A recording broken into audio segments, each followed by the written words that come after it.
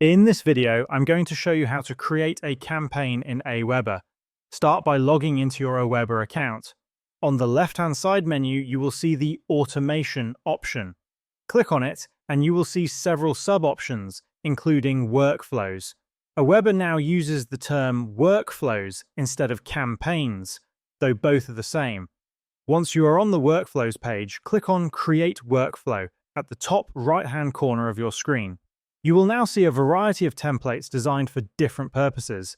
For example, you can welcome new subscribers, share educational content, reconnect with inactive subscribers, or confirm attendance for an upcoming event. You can also choose to start from scratch, but that option usually takes more time to set up. For this demonstration, I will select the Event Sign-up template. Hover over the template you want and click Select. Your workflow will now appear on the screen. It might contain only 2 steps, or it could include 50 to 100 steps, depending on your needs. The first element is the starter, which determines when the workflow begins. By default, it is set to trigger when a subscriber receives the event tag. If you want to change this, click on the pencil icon and select Switch to a different starter. For example, you may want the campaign to trigger when new subscribers join your list. Select that option and click on Done. The flow now begins when a subscriber joins your list. Next, you will see a series of messages scheduled to send.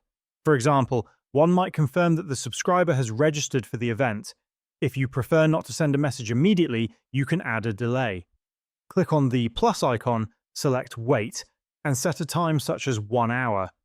This means that after a subscriber joins, they will receive the message 1 hour later.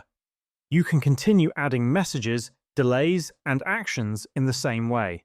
You can create new messages using plain text, drag and drop, or custom HTML, depending on your preference. If you want to edit an existing message, click the pencil icon, which will open the email editor. From here, you can make changes in the existing text or add new elements.